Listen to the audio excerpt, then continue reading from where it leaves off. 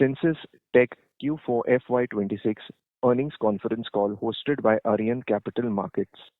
As a reminder, all participant lines will be in the listen-only mode, and there will be an opportunity for you to ask questions after the presentation concludes. Should you need assistance during this conference call, please signal an operator by pressing star, then please note that this conference is being recorded. I now hand the conference over to Ms. Ananya Mugne from Arihant Capital Markets. Thank you, and over to you, ma'am.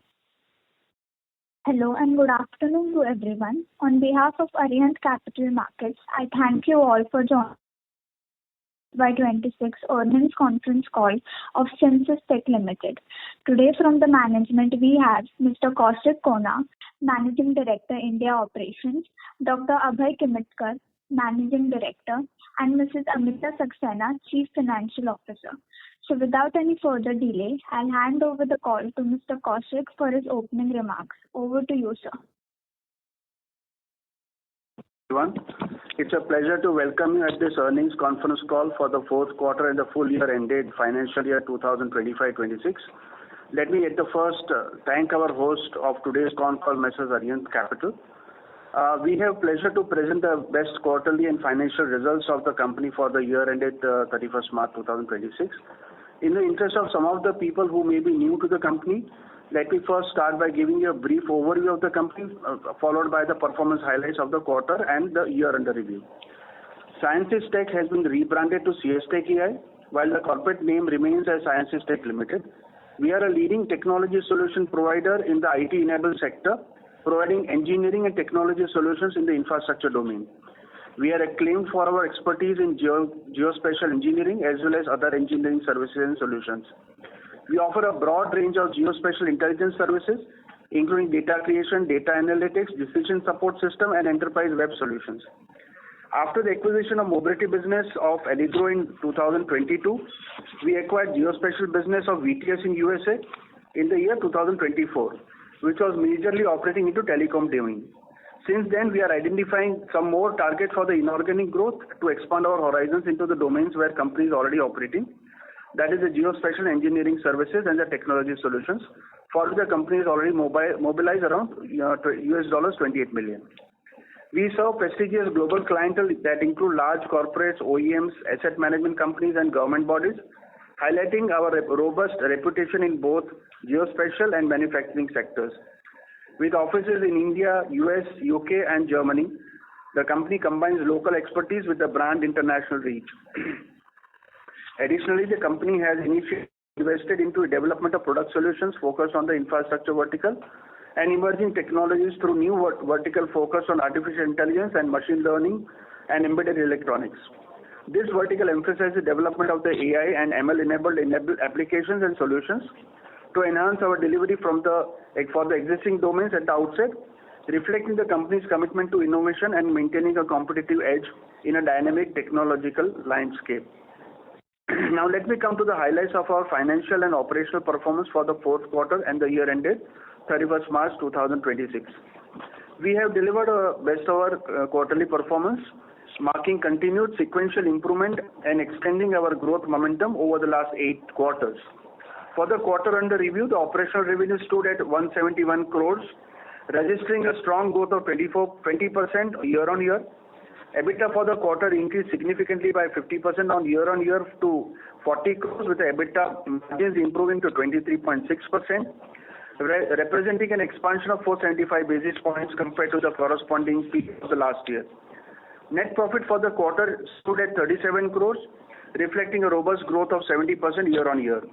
PAT margins also improved substantially 0.8% and an expansion of 641 basis points year-on-year. For the financial year 25-26, the operational revenue stood at 661 crores, registering a strong growth of 58% year-on-year.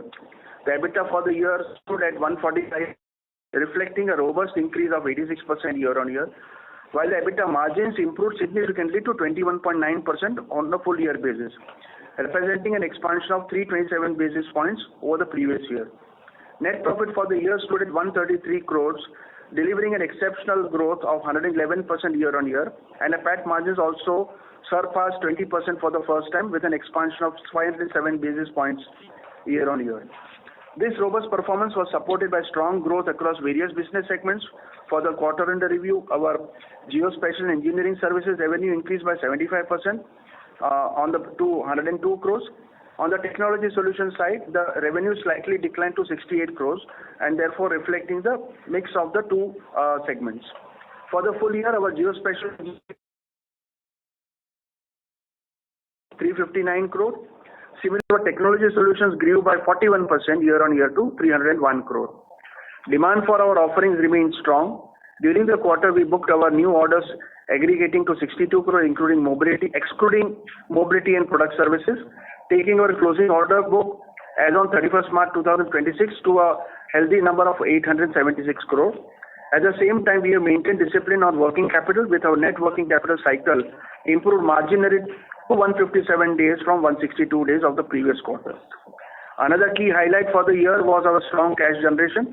We delivered positive cash flow from operation and further strengthened our balance sheet, with the overall net cash balance increasing to rupees 248 crores as on 31st March 2026 from 123 crores a year ago.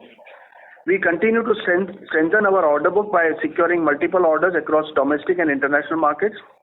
Domestically, the company has secured a major contract from MHADA worth rupees 41 crore for the development and maintenance of integrated project management system and GIS-based digital platform, along with the service order from ISRO, which also contributes to a 3-year subscription renewal.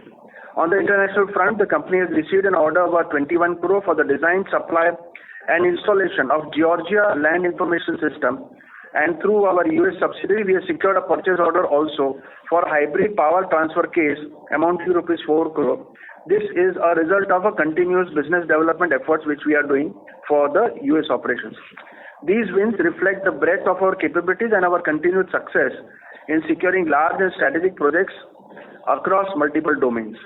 We have been aggressively working on building the pipeline for the new orders, and we are expecting good confirmed order book in quarter 2, quarter 3 of this year. There are many opportunities which could not be concluded due to several instances of code of conduct in the last 12 months, but now we are seeing positive traction for those opportunities to conclude in the near future. Overall, our strong financial performance, healthy order book, improving cash position, and continued success in securing strategic projects provide us with the confidence on delivering sustainable growth and creating long-term value for all our stakeholders. With this, now I open the floor for the question and answer session. Thank you. Thank you. We will now begin the question and answer session. Anyone who wishes to ask a question may press star and 1 on their touchtone telephone. If you wish to remove yourself from the question queue, you may press star and 2. Participants are requested to use handsets while asking a question. Ladies and gentlemen, we will wait for a moment while the question queue assembles.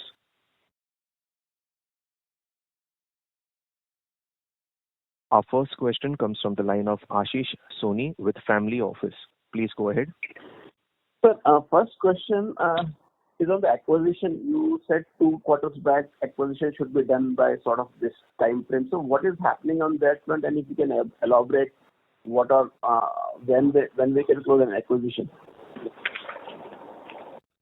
Sure. So, as you are aware, we have been targeting to get some inorganic growth, and we have also been working for various opportunities which we have been tapping. In fact, the 2 opportunities which we were tapping, there was some challenge as regards the business continuity, and therefore we had to take a call to not to pursue that. We have also been pursuing few opportunities, and based on these opportunities, we find that the new opportunity which we are tapping right now, there could be a closure of inorganic growth for the purpose of due diligence in next 1 or 2 quarters. The amount of rupees 235 crore which was mobilized had been earlier earmarked for the particular 70%, 20% and 10% kind of scenario. With the kind of options which we are getting, there may be a slight change in the requirement of the funds, but that is why the board has decided to slightly modify, and instead of around 220 crore being 210 crore for the purpose of acquisition and expansion, that has been now restructured to also include the opportunities by way of joint venture, etc., which were not earlier included, and therefore that small changes are also being proposed, for which the special resolution by way of postal ballot will be circulated. So there are some opportunities which we are pursuing, for which we are trying to find some changes as already mentioned. Okay. And regarding management changes, Suraj sir left, whatever I know.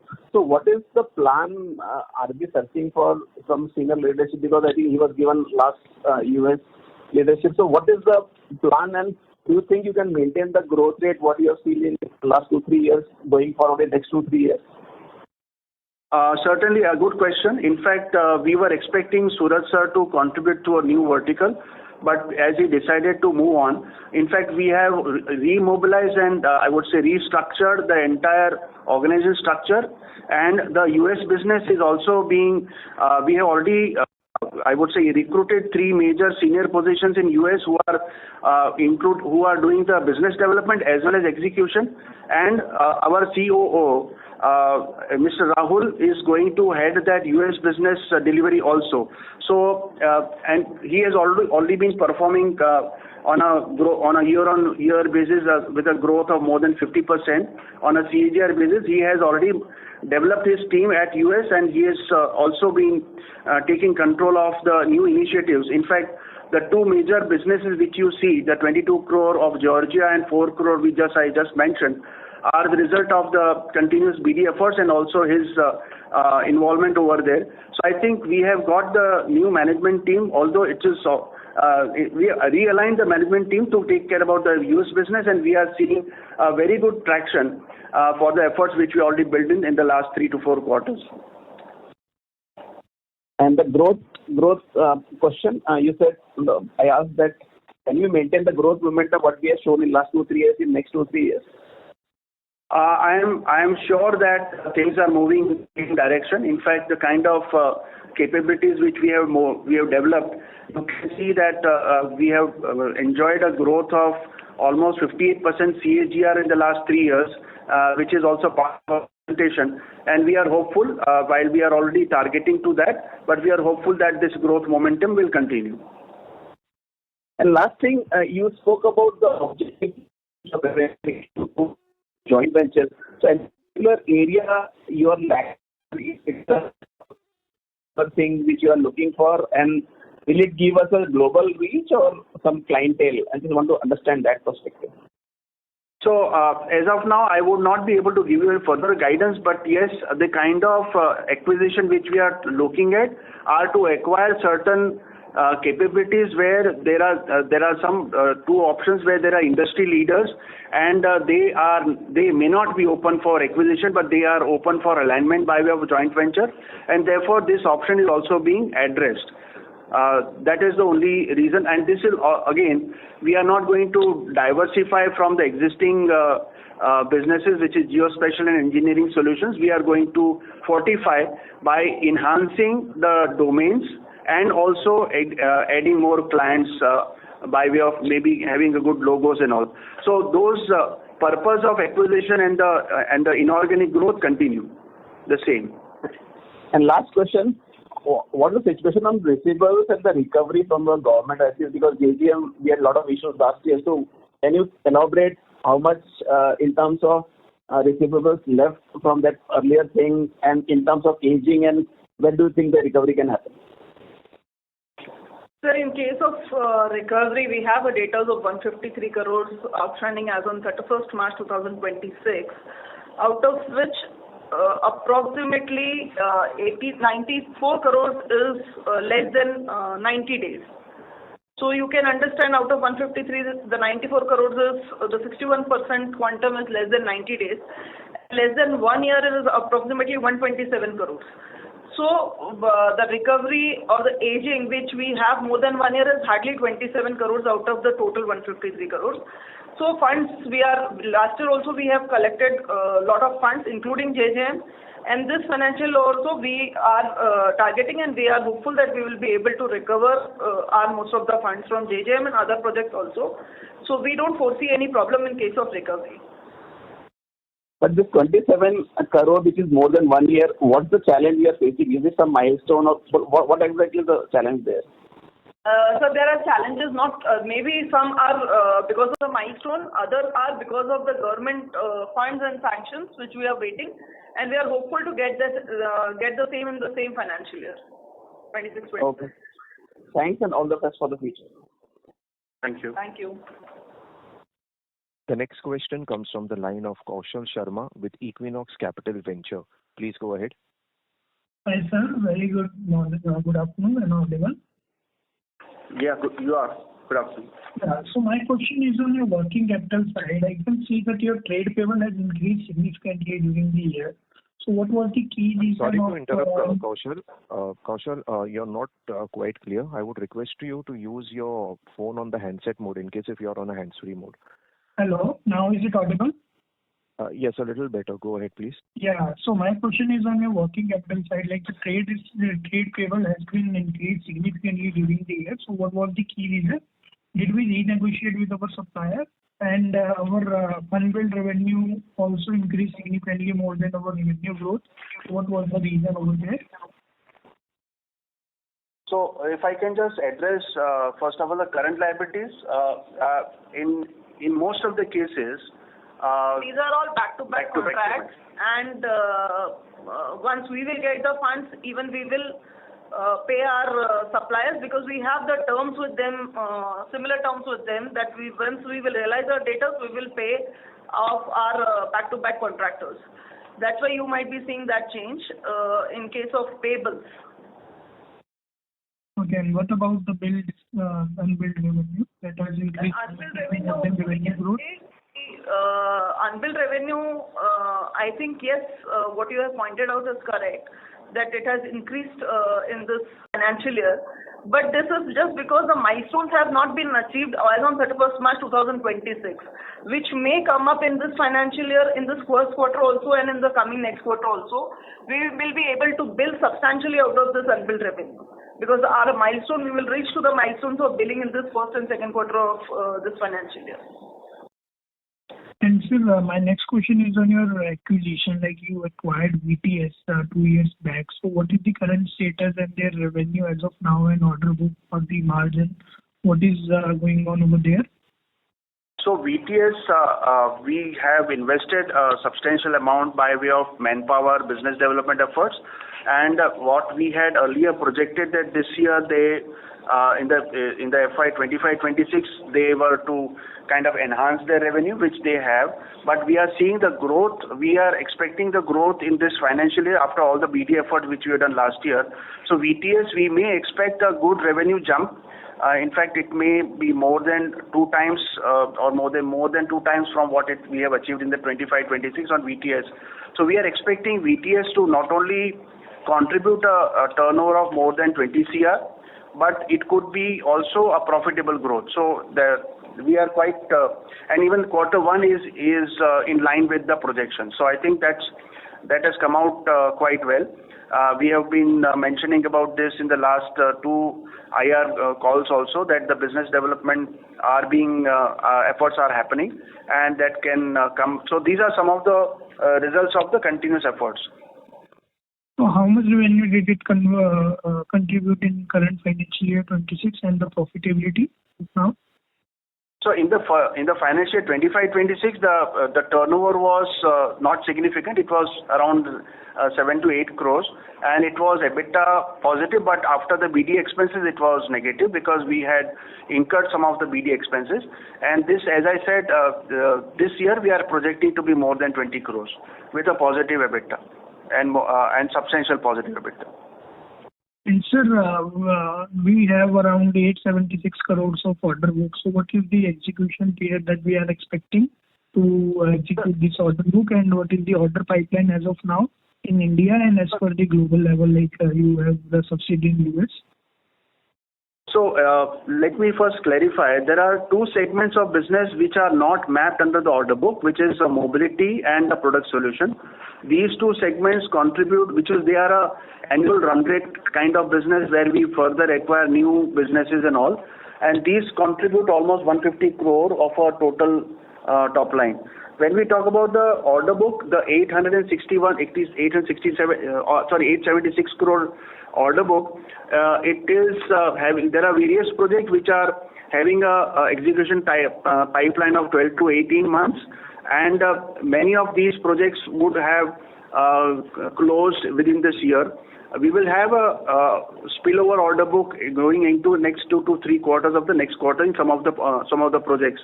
So we expect order book to substantiate for this financial year as well as 1 or 2 quarters next year. And the order pipeline, I'm sure Abhayji, if you are there, he can contribute. Otherwise, he was at a client's call. Are you there, Abhayji? Yeah. I'm there. Are you able to hear me? Yes, we can. Yeah. So coming to the order book and pipeline, we've been doing a lot of hard work on that side. Q4 and Q3 we did good homework, and then we have created some good funnel. Unfortunately, Q4 we couldn't have those closures, but Q1 and Q2 we have substantial order book to be closed. We are L1 in few cases, and there are some direct orders, extension of the existing orders. Those are all in pipeline, and then we've been able to do some inroads in some of the major departments in Maharashtra and outside Maharashtra as well, primarily in the infrastructure space. We are also doing some inroads in the power segment. So these two will be there in next 2 quarters. We'll see a lot of orders coming into these particular domains. Could you please quantum of the order book pipeline? I can't tell you the numbers, but when I say that last quarter I couldn't close it, it should be next 2 quarters we'll have our numbers whatever we have designed to fulfill in 2 quarters. It may match up to the last year's or adding more into that. So number what we close would be definitely more than what we have closed last year. Got it, sir. And sir, EBITDA margin has increased substantially, like 347 basis. So what was the key growth drivers in this EBITDA? And is this margin sustainable in future? So I think if you see our presentation, you will see that EBITDA margins have not suddenly increased. There is a constant, persistent efforts based on the last 8 quarters. You can see that EBITDA margins have been increasing, and it's sustainable. I would say the reasons there would be, I would bracket into 3 reasons. One is that we have improved our delivering capacity. We are therefore trying to tap a higher value segment rather than going into the lower value segment of data acquisition. We are more into solutions. That is one reason. Second is the skilling of the people which we are enhancing.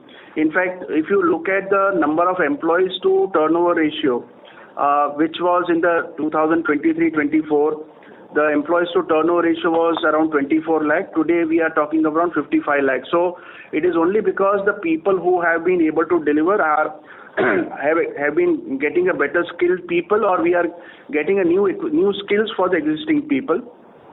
And third is we are able to tap certain new technology segments which are enabled by AI. So in the year, this year as well as in the coming year, we believe that there will be certain technology initiatives which will contribute to a substantial improvement in the EBITDA on a consistent basis. So I think these are some of the initiatives which we believe that this could keep our EBITDA at a sustaining levels. That's it, sir. Thank you very much for answering. Thank you. The next question comes from the line of Ashwin Patil with Alpha Straight Intelligence. Please go ahead. Sir, good afternoon. My question is, India accelerating. Ashwin, you are not quite audible. Hello. Now, sir? Yes, please go ahead. My question is, India accelerating offshore oil and gas exploration. Does Ceinsys see any meaningful opportunities in GIS mapping, digital twin, and survey project from this sector over the next few years? We are certainly experts. I would not say expert, but we have all the capabilities of the data acquisition, the mapping, the 3D plan, as well as the digital twin, and it applies to all the segments. Now, oil and gas, we have not had any earlier any exposure except for one exposure which we had from US, and we are trying to find out if we can tap those opportunities. However, these opportunities are typically taken by the oil exploring companies themselves, and it takes little more time to get more drill into the new businesses with those sectors. But we are exploring those, including some of the opportunities which we are working for transport, telecom, as well as maybe defense and all other segments which we are expanding our domain. So oil and gas exploration has not been, except for one contract, we have not got into the contracts, but we are certainly capable of delivering the digital twin by the 3D mapping of the area to be mapped. So we are working on those options as well. Yeah, so Ashwin, to add further, the other domains wherein Ceinsys have its presence or prominence are growing faster than oil and gas. And the oil and gas in India is steadily growing, and there are a lot of already benchmark solutions. Those are in the technical side, but as what Kaushik just mentioned, we are there for the digital twin side of the operations, and that we will pursue. But having said that, the others are growing, and we are really jumping into those opportunity space. So perhaps by comparing the scale, you will find we are growing faster in other domains compared to this particular domain. Okay, sir. Thank you. The next question comes. A reminder to all participants, you may press star and 1 to ask a question. The next question comes from the line of Guneet Singh with Counter Cyclical PMS. Please go ahead. Hi, sir. Thank you for this opportunity. So firstly, my question is regarding the order book and the bid pipeline. So if you look at the order book, it has been shrinking year on year. And I think in FY26, order intake was around less than 400 crores, around 350 crores, which is less than what we executed during the year. And all throughout FY26, we were told that in the next quarter, in the fourth quarter, in the 3-quarter order intake inflow would be high because the bid pipeline is strong. And then in the fourth quarter, we were sure that during Q1, before the call, we would see some order inflow. So as an investor, I just want to understand, what is the bid pipeline? How much have we bid currently? How many projects are we L1 in? And what kind of order inflow can we realistically expect in FY27? So if you share this information, we will have an idea as to, how the actual environment is, because right now, we have no idea as to what is going on. Kaushik, I will take this. Yeah, please. Thank you. Guneet, good question. And you are very right. We were saying last quarter that we will be able to close few of them, but those got really postponed. And then we are still on those projects. We have 3 L1 projects at this point in time. I won't provide you a number attached to those L1, but those would be any day we will be able to get those orders. We have one order which is the LOI. We have started executing that, but we haven't delayed because we haven't got a firm order. But as the timeline is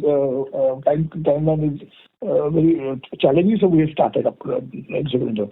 Having said that, Q1 what we were anticipating, again it got slipped to Q2. I agree to your statement, but Q2 definitely we have a strong pipeline. That I can boast you that what we have closed in 26, we will surpass that in Q2 itself.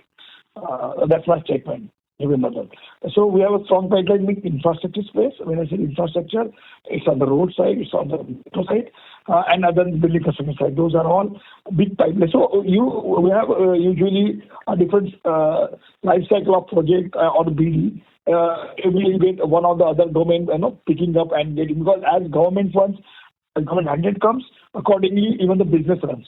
It's a natural phenomenon. So similarly, water took over 2 years because JJM was there funding it. Now the infrastructure side on the highways, on the metros, and similarly the ports and this kind of projects are coming up. And we are very much vying up to for them, and we have built a few of them. Definitely we'll win those projects because we see that we are pretty competitive and we have other intelligence that we may likely to win those. Got it. So basically, yeah. Got it. So basically in Q2, what we're trying to say is by Q2 we should have order inflow of more than FY25, which was around 350-400 CR. That is fair enough. We would be able to match what FY26 we close by Q2, ballpark, and then we will be able to surpass what we achieved FY26 by Q3. And Guneet, thanks for your continuous kind of interest. And I can also substantiate that earlier the run rate business, which was not supported with the order book, was small. Now the run rate business is also increased substantially. So I think what we are trying to build is a sustainable business where we don't need to rely on orders on a one-time order. So I think in the beginning of the meeting also I mentioned that we have two divisions, which is mobility and the product solutions, where more than 150 crore worth of orders, our execution is not backed by order book because they are a run rate business. So I think that we are confident about the growth as what we have been pursuing. Got it. Thanks. I just want one clarification. Did you mention that the order inflow by Q2 would be more, equal to the order inflow in FY25? Is that what you mentioned? I didn't get you. What is that? So basically you mentioned that by Q2, the order inflow that we will see will almost equal or exceed the order inflow in whole of FY25. Is that what you mentioned? Yeah, for the FY26 we just closed, we may exceed to that by Q2 or half of Q3. Okay, in terms of order inflow, right? Order value, or the cumulative value of all order received. So the number of orders we closed FY26 at 800 crore order book. So I don't understand exactly what you're trying to say. No, that's a revenue. Kaushik. Yes. Puneet, I think what he mentioned is that during the year FY25-26, we had a new orders of more than 350 crores. And in Q2, Q3 beginning, we should at least get those new orders of that value. Although we are not able to quantify because we don't give the numbers. But as and when we will get the confirmation, the same will be kind of intimated. But I think the pipeline is substantially good. And as Abhay sir already mentioned, there are 3 large orders where we are L1. Perfect. So thank you very much for clarifying. So if we talk about the bid pipeline, what kind of bid pipeline are we looking at currently? And how does it compare if we were sitting at the same time last year? Is the bid pipeline healthier? And if you can throw some light on that. Yeah, Guneet, what usually happens, the bid pipeline firms up when you work for 2 quarters or more than 2 or 3 quarters. Then you get, the RFPs published and then bids submitted and it's about to close or become an admin. So this is a long-term process, usually takes 3 quarters. What has happened this year, what we have done last 2 quarters, those are getting matured and we are about to get some bids published. Whatever bids we have bidded or whatever RFPs got published in Q1, we just got those getting close in this quarter or early quarter 2. So it's a really good pipeline what we have. So we have a lot of hard work because when we saw that 26 is not converting into the right kind of closure, so we started working on the new projects, new areas, and then whatever new funds which were given by central government and state government. So those projects we tapped, and then we were able to publish some of the projects or some of the RFPs for those projects. And so there is a good big pipeline, and we have already created some RFPs. So unlike what Q4 and Q1 we have. Got it. So my next question is regarding the unbilled receivables that we have, about 330 crores. So these seem to be growing at a very fast rate. So I want to understand what is the reason. Is it because, why are we not our clients at the milestone number one? So there's a mismatch. And are we, doing some aggressive accounting currently? Because the unbilled revenue seems to be growing at a very fast rate. And as on date, how much of this 330 crores as of March 31st, how many of this has actually been billed, and how does it work? If you can help us understand in detail what's going on here, that will be really helpful. I think I have already explained this unbilled revenue of 31st March 2026. Yes, the number is higher side on 31st March 26 because the milestones which are required to bill has not been attained at 31st March 2026. We will be attaining those milestones in first quarter and second quarter and get converted into billing and we will recover the funds in these 2 quarters. So there is no aggressive kind of accounting. What we are doing, it is the normal as per Ind AS accounting is being done. And the amount which you are looking in unbilled revenue is just because the milestones in government projects, we have a milestone wherein only we can bill once the milestone has been achieved and the certification process is done by the government. So we are expecting that it is in process and we are expecting that to complete in this Q1 as well as Q2. So this unbilled revenue will come down substantially in these 2 quarters, but at the same time, the new work will happen, the new execution will happen, so another new unbilled revenue will also come. So it's a continuous cycle. Guneet, also you should appreciate that the turnover is increasing by almost 58%. So because cycle will continue, the cycle of execution will continue. And obviously when you are working with at least 10 major projects and almost like 50 small projects, every project has a different timeline or milestone for billing. So I think that's a normal practice when we grow. If we talk about comparing ourselves before 2 years and now, I think the numbers itself, the baseline itself has changed. So I think these unbilled revenues are obviously... They are part and parcel of business. Got it. Thank you very much for the clarification. And for this subsidiary, which is loss-making, I think if we go from standalone to consolidated figures, our EBITDA falls by 26 crores. So, are we, by when do we think that this will break even the loss-making subsidiary? And if you can throw some guidance on how the business is going there. So, if I can just recap, we have been communicating about this business development in last 3, 4, 5 quarters about our efforts in business development because these were acquisitions and we wanted to grow. Now, these investments into BD has also developed into, and we also developed some IPs which have been expensed out in the subsidiary at the end, and therefore the consolidated results have shown lower results than the standalone. However, in Q1, as I think in the earlier question I already mentioned, that in Q1 this year there is a visible improvement. We have seen new orders, which I also mentioned. One new fresh order of 4 crore, another order of Georgia of 22 crore, which is also because of the sustained efforts of business development. And as per the business plan, which is envisaged for this year, we are expecting a good turnaround and no negative profit. We will be in break-even in this financial year. We are targeting to have that break-even in these subsidiaries, but we may also incur certain expenses towards BD in this financial also. But yes, the numbers will substantially change in this financial year. That's great. So, we can expect the standalone consolidated margins to, consolidated margins to tend more towards standalone, right?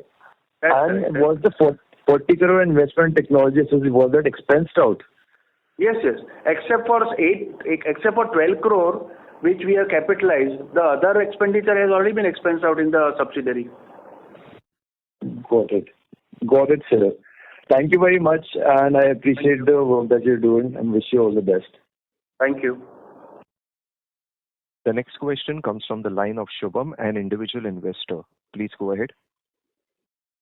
Hello, am I audible? Yeah, Yes, Shubham. Shubham. Yeah. Sir, congratulations on the good set of numbers. I have a couple of questions. So the first question is with respect to the tax rate in FY26. What I could see is that the tax rate has been dropped sharply with respect to FY25. It was around 29% and then it dropped to 14-15%. So what was the reason for this, and what is the normalized tax rate that we can assume for FY27 and FY28? No, that is not the tax rate has gone down. We have got a refund of 8-9 crores which has received in this financial year. We have reversed the provision, excess provision which we have done in income tax in 24-25, which got reversed in 25-26. That's why there is the difference. So there is no change in the tax rate. It is the tax rate applies to company is 22% plus surcharge plus cess. So there is no such. I think FY 25 and 28 it will be 25% tax rate, normal tax rate. Normal tax rate. Got it, sir. Got it. So the second question is that I think, as you mentioned in your opening speech as well, that technology solution segment has seen some decline in revenue as well as EBITDA in Q4. So, sir, is this temporary or is it indicating that there is some moderation in demand? Like, how do we see this going forward? No, it is completely temporary. In fact, the overall mix of technology solution in the contract has been more than 55-60%. And as it happens during a particular quarter, maybe I have not achieved the milestone for recognizing the revenue, and the percentage of the technology solutions revenue is slightly lower. But if you see the overall annual percentage, I think we have grown 41% on the technology solutions also. So it's a temporary. I mean, every project has elements of technology solutions and engineering solutions. In a particular quarter, technology solutions may have, for that contract may have been less, and therefore you see the percentage falling. But on and overall numbers, you would have seen at least last 5-6 quarters, the technology solutions percentage has increased. And I also mentioned in my opening speech that our AI/ML enabled solutions will enable which is a part of the technology solutions turnover, will further enhance the turnover in the coming quarters. Understood, sir. So this was a temporary thing. So other question is that, like, we know that our company is primarily in AI, ML, geospatial opportunities, right? These are all like very tech-focused segments. So how much revenue today that is actually coming from proprietary IP/platforms versus how much is coming from manpower like engineering services? You can give that split at least in terms of percentage.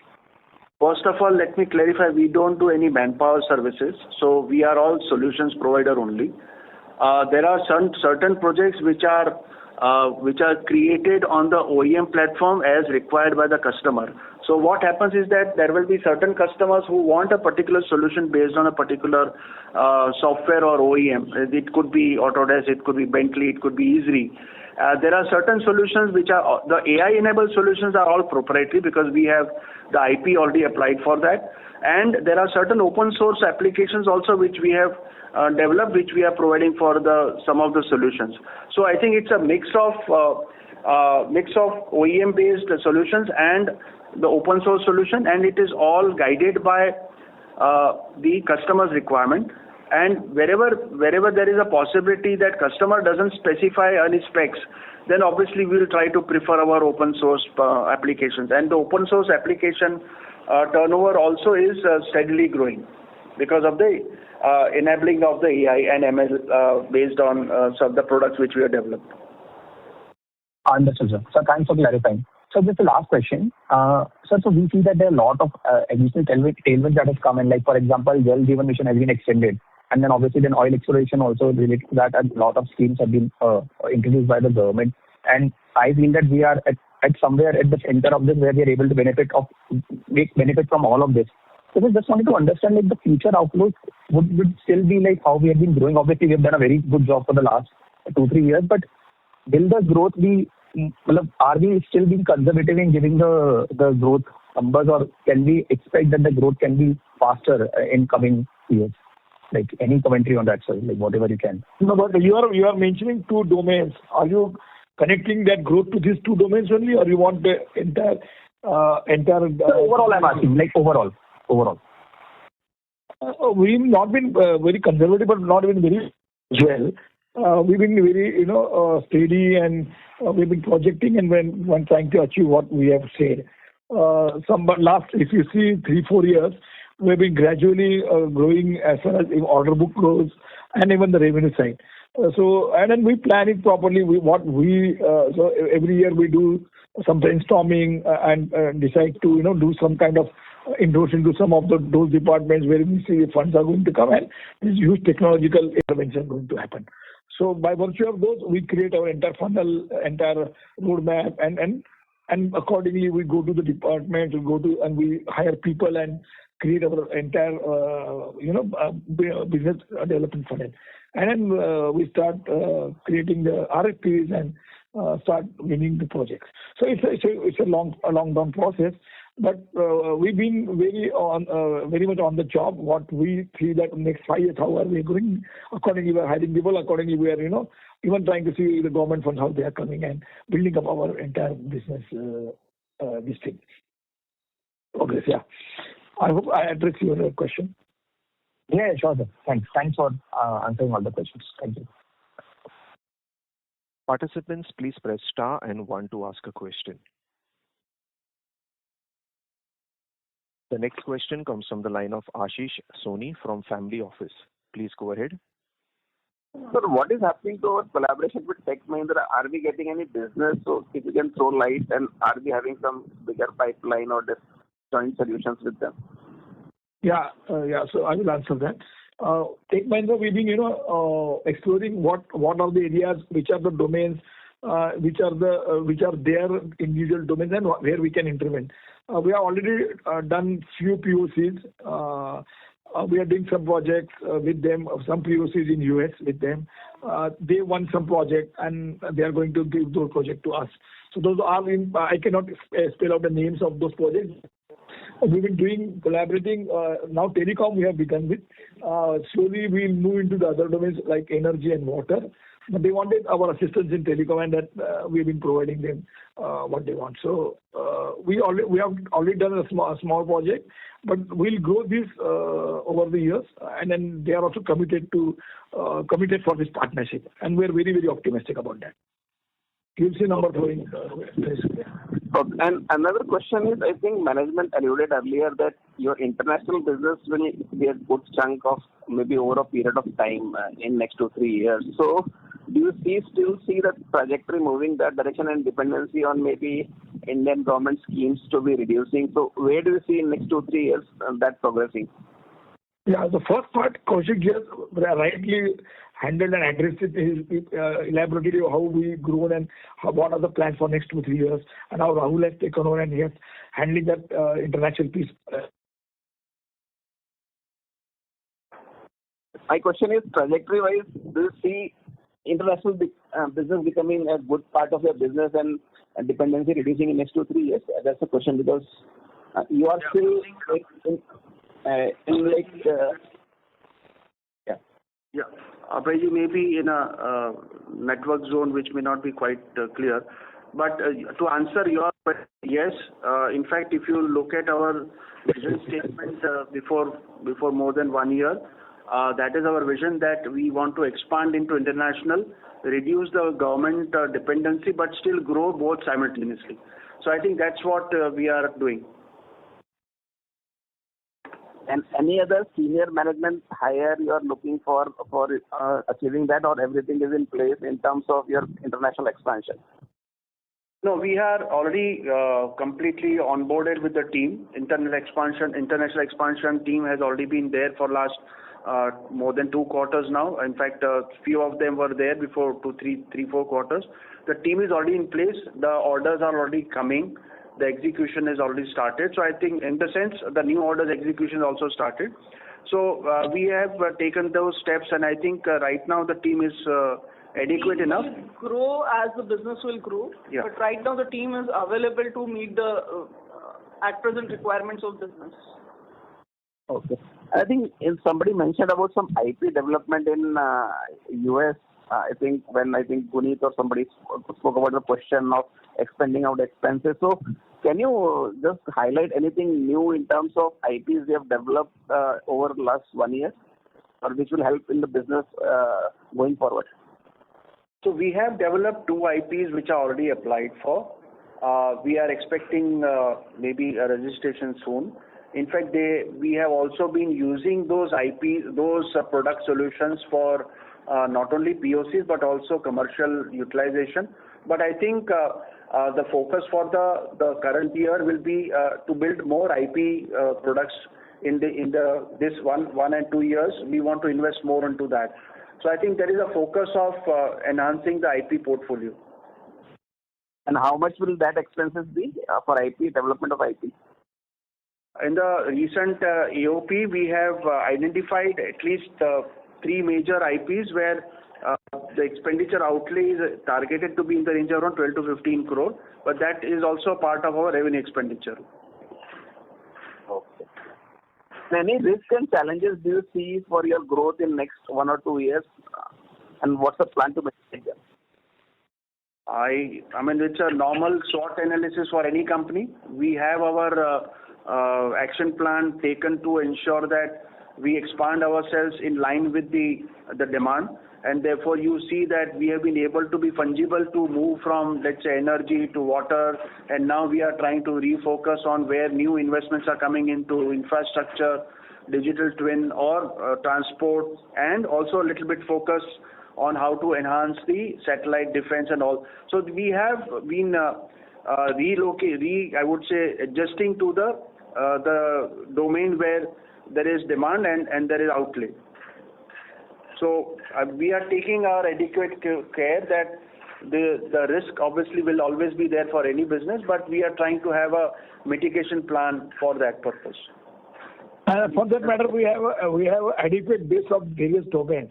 So we're not confined to one individual domain wherein, we put all our eggs. So every alternate or, sometime or other, you have other one domain performing and other domain going down. So because as per the government demand, as per the market, the things comes into picture. And accordingly, you get your business. So that way we also plan and we have our plans created for next 2-3 years. How the individual domains will perform, we have those ideas. Taking the numbers of the market, how the market has expanded, how the government has promulgated like the National Geospatial Nation, National Geospatial Data Policy. So it has enabled a lot of new areas of opportunities.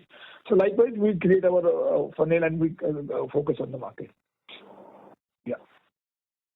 The next question comes from the line of Maitri Shah with Sapphire Capital. Please go ahead. Yeah, hello, am I audible?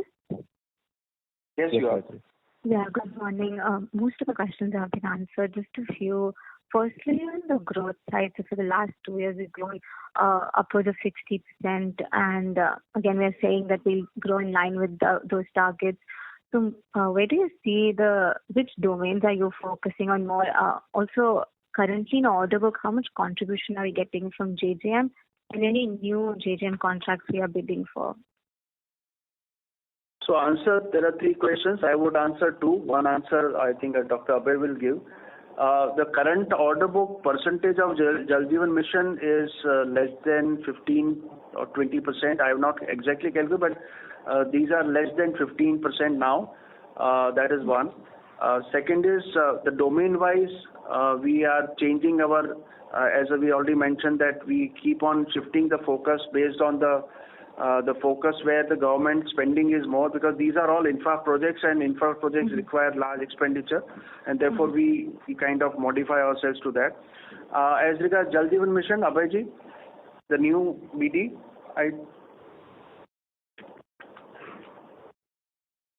are you able to hear, Abhayji?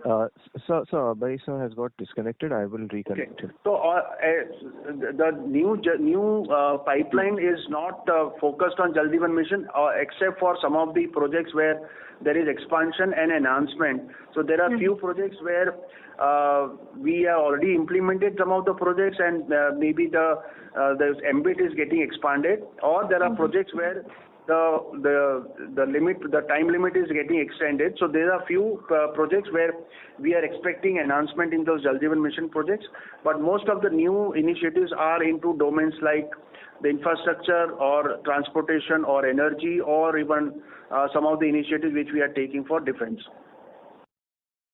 Okay, that is great. And also you mentioned that once our VTS kind of has a positive EBITDA, will stop the drag on the consolidated margin. So where do you see this business getting our consolidated EBITDA margin at a steady level up to? So this year itself, CFO has already explained that this year he expect to be a break-even.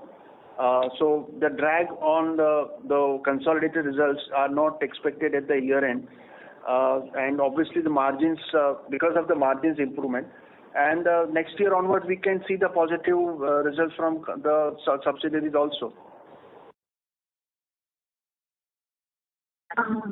And the growth on the 50% CAGR, do you maintain that for the next few years because we are entering new domains where we're seeing better focus now coming forward? We don't commit any numbers on growth. We keep on pushing ourselves.